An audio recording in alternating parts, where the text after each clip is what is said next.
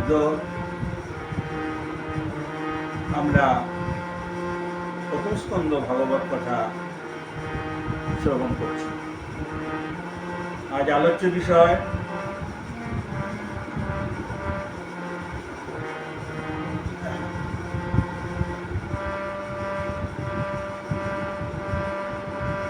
আমরা যে নাম করি, ভগবানকে কি দর্শন পাওয়া যায়?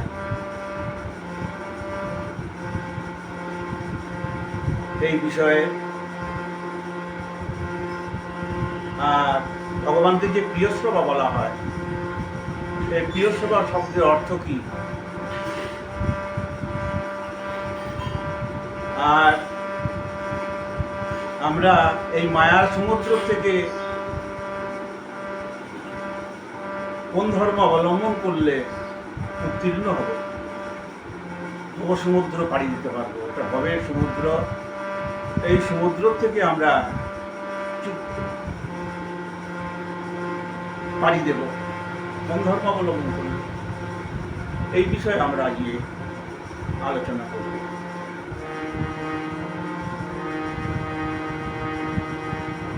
পরমরাধতম চল গুরু মহারাজের চরণের ধুলির কৃপা প্রার্থনা করে আমরা প্রদস্কন্ধ ভগবত কথা শ্রবণ করবার সৌভাগ্য লাভ করি। প্রগায়ত সবীর্যানি তীর্থপাদ প্রিয়শ্রব আহত ইবে সিদ্ধং দর্শনং জাতি চেতসি। নৈমিষারণ্যে সুত গোস্বামী পাঠ করছেন, মুনিঋষিগণ শ্রবণ করছেন। সুত গোস্বামী বললেন, এদিকে নারদ মুনি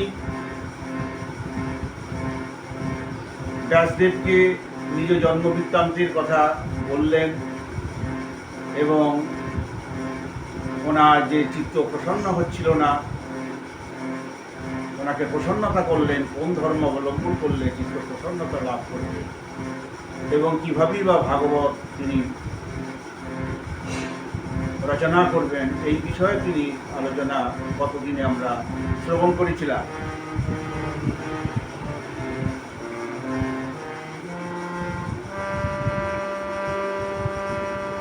নারদ মুনি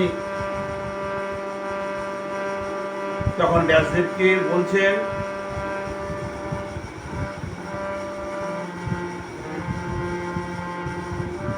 হে ব্যাসদেব, আমি যখন নাম করি, প্রগায়ত সবীর্যানি তীর্থপাদ প্রিয়শ্রব আহত ইবে শীঘ্রং দর্শনং জাতি চেতসি। তীর্থপাদ উত্তম শ্লোক, প্রিয়শ্রবাসি হরি নিজ লীলা চেষ্টা সমূহ যখন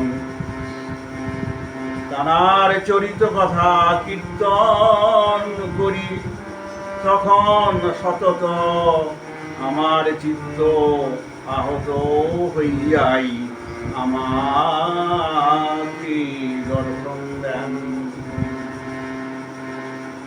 সতত চিত্ত আহত হইয়াই আমাকে দর্শন দেন। ভগবান সর্বক্ষণ দর্শন দিচ্ছে, নারদ মুনি বলছেন। এবং যারা গুরুকরণ করে ঠিক ঠিক পদ্ধতি অবলম্বন করে যদি তাঁর চরিত গুণগান কথা কীর্তন করা যায়, তাহলে উনি দর্শন দেন।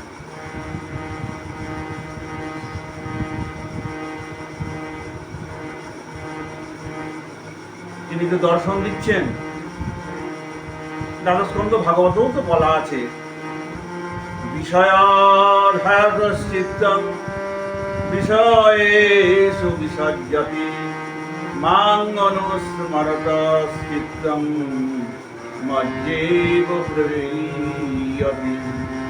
বিষয় চিন্তারত ব্যক্তিগণ যেমন সর্বক্ষণ বিষয়ের স্বপ্ন দেখে, যাহারা আমাকে স্মরণ করে তাহারা আমাকেই দর্শন করে।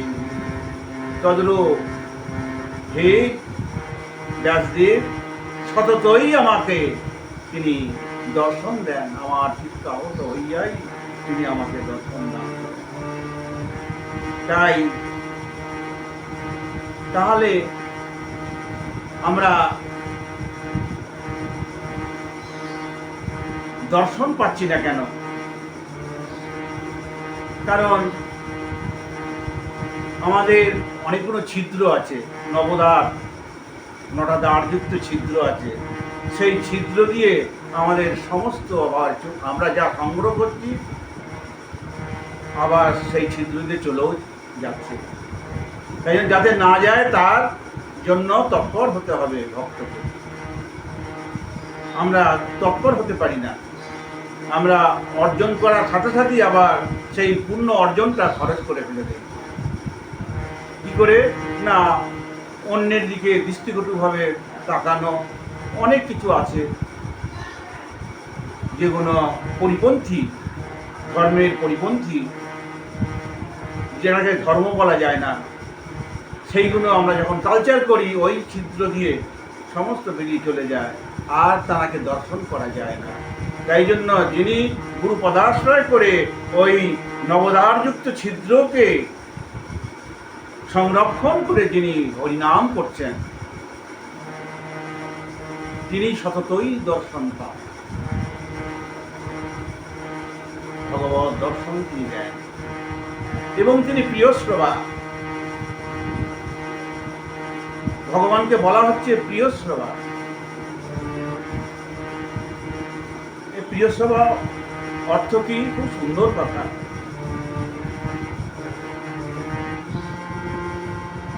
প্রিয় শ্রবা হচ্ছে, ভগবান বলছেন, ভগবান সকলকে বর দিচ্ছেন, যারা সেই ভগবানকে আরাধনা করছেন, যারা সর্বক্ষণ সেই ভগবানের নাম করছেন, বসিয়া শুইয়া তোমার চরণ চিন্তিব সতত আমি। তাদের কি বলছে? প্রিয় শ্রোতা মানে বলছে আমা হইতে কাহারও দুঃখ না হইয়া সুখ হোক। এই কিরকম বর? তিনি তো এক কথাই বলে দিতে পারত সুখ হোক, কিন্তু দুঃখ না হইয়া তিনি আবার ঢেলে দিলেন, দুঃখটাই তো ভরা, যাতে দুঃখ না হইয়া সুখ হোক, দুঃখ যেন তার মধ্যে না আসে, সুখ হোক। কিন্তু কে সে সত্ত্বেও আমরা দুঃখী হয়ে যাচ্ছি। ওই কারণ হচ্ছে নবদ্বার যে ছিদ্র দিয়ে আমরা সংরক্ষণ করতে পারছি না। সেই সংরক্ষণের চেষ্টা করতে হবে আমাদের। ভগবান তিনি প্রিয় শ্রবা, তিনি দুঃখকে বর্জন করে ভক্তদের বললেন তোমাদের সুখ হোক, যেন দুঃখ যেন না আসে কারো। সে সত্ত্বেও আসছে, তাহলে আমাদের ত্রুটি বিচ্যুতি, এই ত্রুটি বিচ্যুতিগুলো আমাকেই সংরক্ষণ করতে হবে, তার জন্য সচেষ্ট হতে হবে।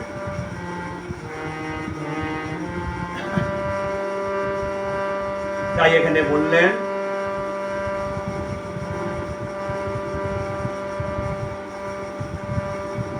আর তারপরের শ্লোকে বলছেন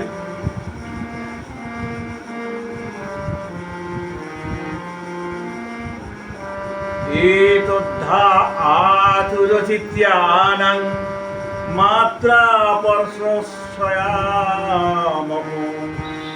ভবো সিন্ধুপ্লবো দিষ্টা পরিচর্চান বর্ণনম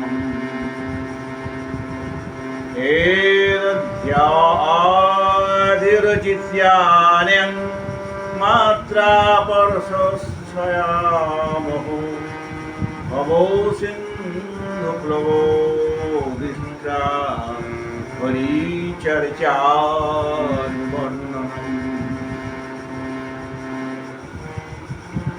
কি করে এই ভবের সমুদ্র থেকে আমরা পাড়ি দেব? কোন ধর্ম অবলম্বন করে? এই শ্লোকে বলছেন যে সতত বিষয় ভোগে, মনে করি বিষয় ভোগ করবো না, কিন্তু আমাদের এক একটা বিষয় ভোগ এসে যাচ্ছে, যে কোনো একটা বিষয় ভোগ এসে যাচ্ছে। তাই যে বলছে সতত বিষয় ভোগে যাহাদের চিত্ত ব্যাকুল হইয়া আছে, যাহাদের চিত্ত সর্বক্ষণ বিষয়ে ব্যাকুল হয়েছেন।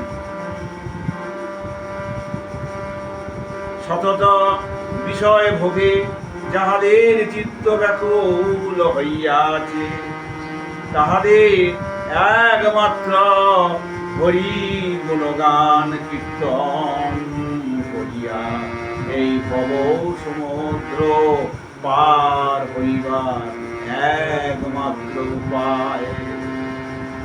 হরি চরিত গুণগান কীর্তন করলে এই ভব সমুদ্র পাড়ি দিতে পারবে। শুধু হরিচর্চার বর্ণনম, শুধু হরিচর্চা করো, শয়নে স্বপনে সর্বক্ষণ হরিচর্চাই করুন, তাহলেই ভব সমুদ্র, এটা ভবের সমুদ্র। ওই সমুদ্র নয়, সমুদ্র তো একটা আছে, আর আমাদের এই দেহের মধ্যেও সমুদ্র, এই মায়ার সমুদ্র। এই মায়ার সমুদ্র থেকে উত্তীর্ণ হব কেমন করে?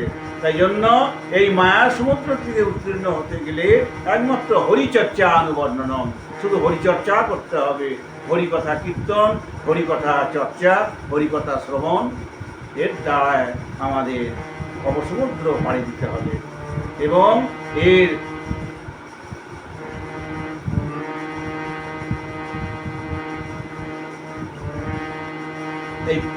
এই পার করবেন কে? এর নাবিক কে হবে না? বলছেন একটা কীর্তনে আছে,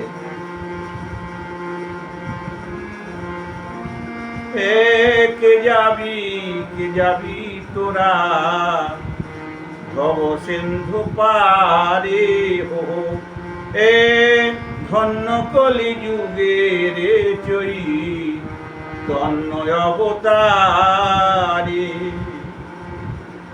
এ কে যাবি তোরা ভব সিন্ধু পারে হো, ধন্য কলি যুগের চই তন্ন অবতারি হো।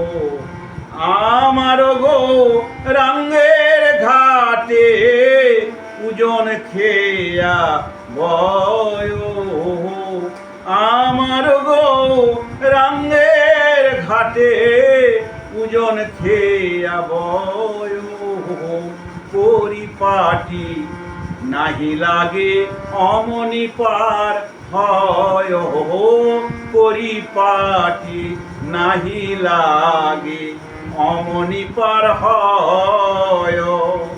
হরি নামের, হরি বল, হরি নামের তরি খানি শ্রীগুরু কান্ডারি। হরি নামের তরি খানি, হরি নামের তরি আর কান্ডারি হচ্ছেন শ্রী গুরুদেব। হরি নামের তরি খানি শ্রী গুরু কান্ডারি হো। সংকীর্তন কেরোয়াল দুবাহা উপসারি হো, সংকীর্তন কেরোয়াল দুবাহু পসারি, দুই বাহু তুলে হে সংকীর্তন কেরোয়াল দুবাহু পসারি।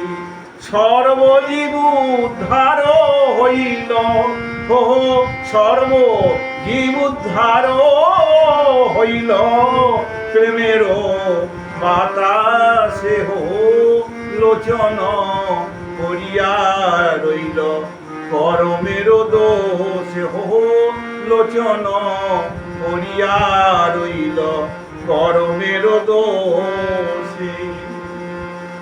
তাই জন্য শ্রী গুরুদেব এই পার করে দেবেন ভবসমুদ্র। তাই জন্য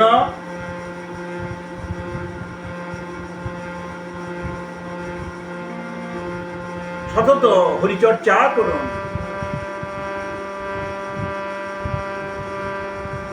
নটি দ্বারযুক্ত ছিদ্রকে তৎপর হন, যত্ন করুন, সংরক্ষণ করুন, যার থেকে যেন চলে না যায়, তার জন্য তৎপর হয়ে যান, সাবধান হয়ে যান। তারপরে কি বললেন? এবং সম্ভাষ্য ভগবান নারদ বাসবী সুতম আমন্ত্রবিদং রণয়ন যজৌ যাদৃচ্ছিকমুনি। সুত গোস্বামী বলছেন যে তখন নারদমণি তিনি ব্যাসদেবকে সম্ভাষণ আমন্ত্রণ পূর্বক তিনি সপ্তস্বরে বীণা বাদন করিয়া, সপ্তস্বরে ওনার যে বীণা ছিলেন সপ্তস্বরে তিনি বীণা বাদন করতেন। এই সপ্তস্বরটা কি? সরজ, ঋষভ, গান্ধার, মধ্যম, পঞ্চম, দৈবত, নিষাদ। এই সপ্ত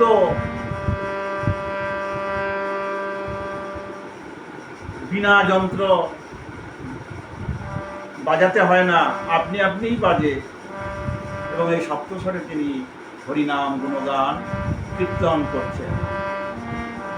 করে তিনি ব্যাসদেবকে সম্ভাষণ আমন্ত্রণ, এই সনকাদি ঋষিগণ তখন তিনি সপ্তস্বরে বীণা বাদন করে তিনি অন্যত্তরে গমন করলেন। আর নারদমণির সঙ্গে একটা গানও আছে, খুব সুন্দর গান। এই গানটা একটু শ্রবণ করুন।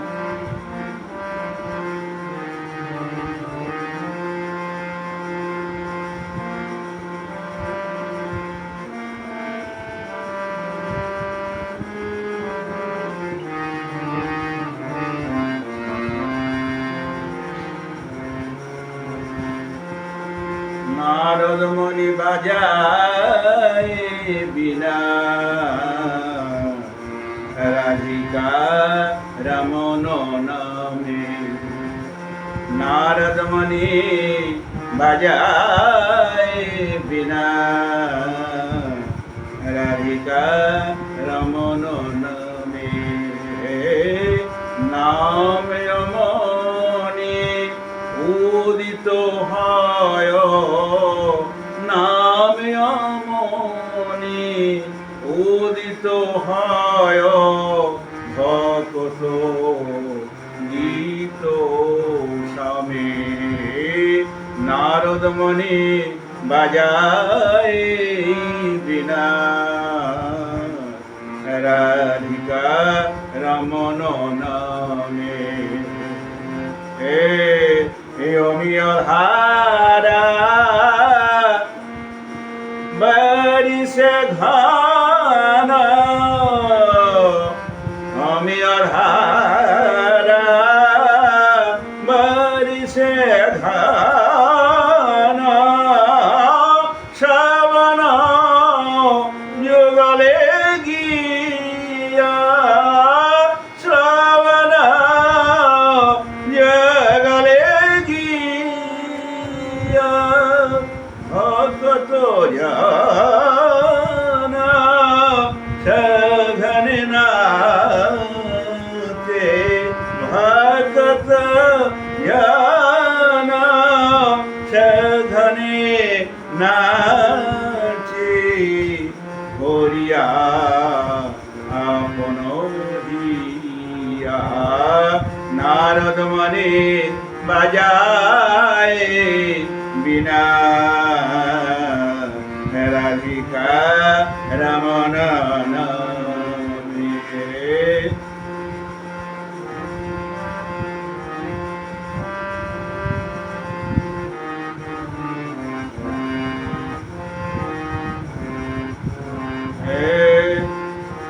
মাধুরী পুরা আসব বসি মাতায় জগত জানে মাতায় জগত জানে কে হবা কালে কে হবা নাচে কে হবা কালে কে হবা নাচে কে হো মাটি মনে মনে নারদ মণি বাজায় বিনা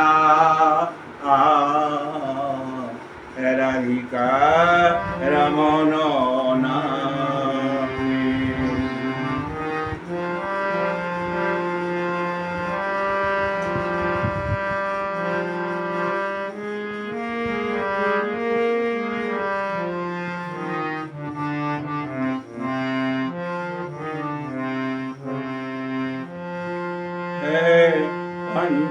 পঞ্চবদানে নারদ ধরি পঞ্চবদানে নারদ ধরি প্রেমের সঘন রল প্রেমের সঘন রল কমলা নাচিয়া বলে বল বল হরি বল নারদ মণি বাজায় বিনা রাধিকা রমন নামে। সহস্রা নানা পরম সুখে সহস্রা নানা পরম সুখে হরি হরি বলি গায়। সহস্রানন যার 1000 চক্ষু আছে, 1000 চক্ষু মানে কার ছিল না ইন্দ্রের ছিল। গৌতমের অভিশাপে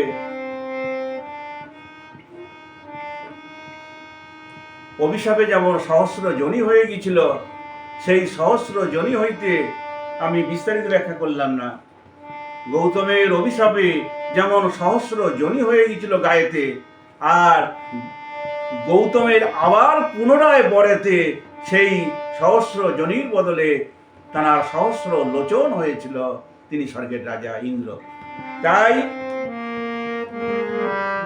সহস্রানন পরম সুখে হরি হরি বলি গায় হরি হরি বলি গায়। নাম প্রভাবে মাতিল বিশ্ব নাম প্রভাবে মাতিল বিশ্ব নাম রস সবই পায়। নারদ মণি বাজায় বিনা রাধিকা রমন নামে। শ্রীকৃষ্ণ নাম রসনে স্ফুরি পুরালো আমার আশ শিরূপ পদে যাচহে ইহা ভকতি বিনোদ দাসী ভকতি বিনোদ দাসী। নারদ মণি বাজায় বিনা রাধিকা রমন নামে। নারদ মণি বাজায় বিনা রাধিকা রমন নামে। তাই আমরা এই নারদমণি এই গানটাও শ্রবণ করলাম। অদ্য আমি এখানেই ভাগবতকে বিশ্রাম দিলাম।